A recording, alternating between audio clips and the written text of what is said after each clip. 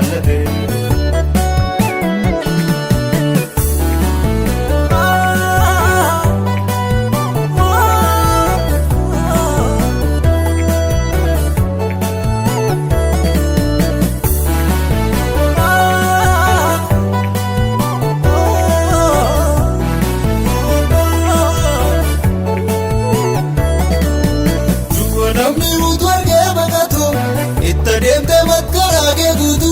Jaalallee masiifan wareegamaa atuun taatee du'a mucaa namaa. Namni utuu argee baqatu itti adeemtee makkaraa kee guutu. Jaalallee masiifan wareegamaa atuun taatee du'a mucaa namaa. Namni utuu argee baqatu itti adeemtee makkaraa kee guutu. Jaalallee masiifan wareegamaa atuun taatee du'a mucaa namaa.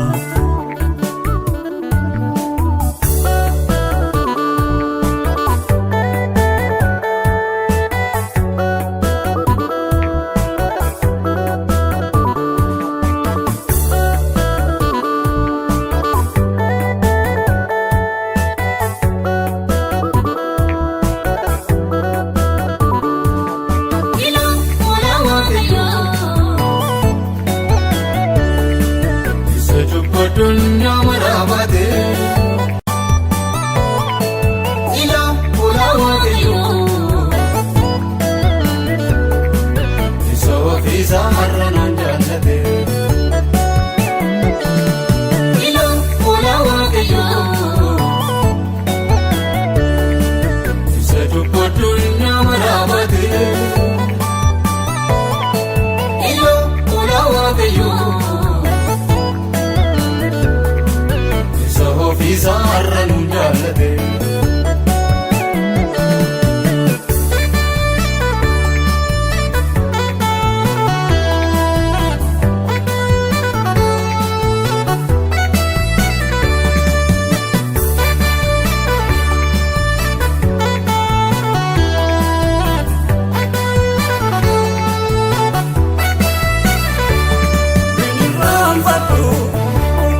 Olmaatiin afootti wargamaa binirraan fadhu amma taadhaattee duute dhugumaa.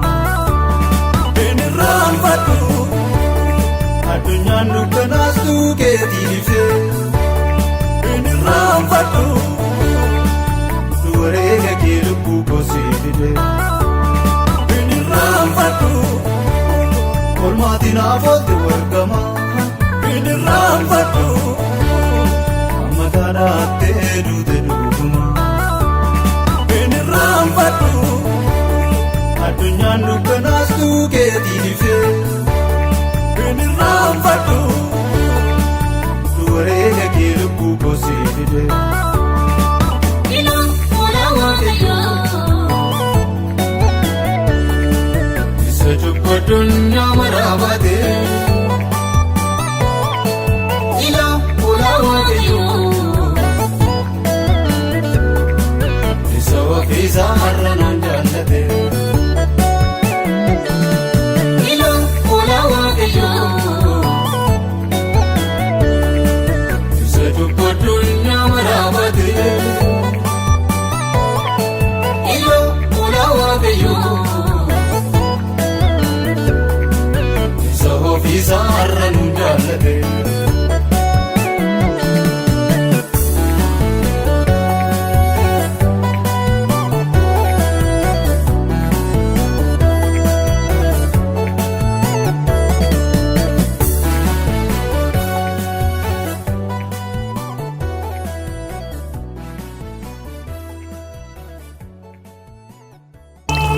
Poured out.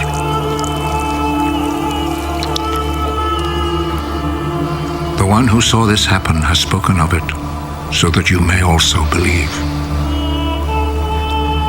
What he said is true, and he knows that he speaks the truth.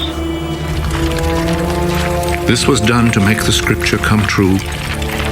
Not one of his bones will be broken. And there is another scripture that says, people will look at him whom they pierced.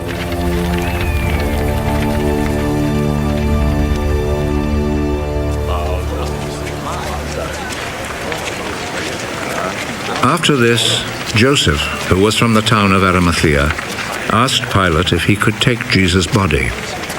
Joseph was a follower of Jesus, but in secret because he was afraid of the Jewish authorities. Pilate told him he could have the body, so Joseph went and took it away. Nicodemus, who at first had gone to see Jesus at night, went with Joseph, taking with him about 100 pounds of spices, a mixture of myrrh and aloes. The two men took Jesus' body and wrapped it in linen cloths with the spices, according to the Jewish custom of preparing a body for burial. There was a garden in the place where Jesus had been put to death, and in it there was a new tomb where no one had ever been buried. Since it was the day before the Sabbath, and because the tomb was close by, they placed Jesus' body there.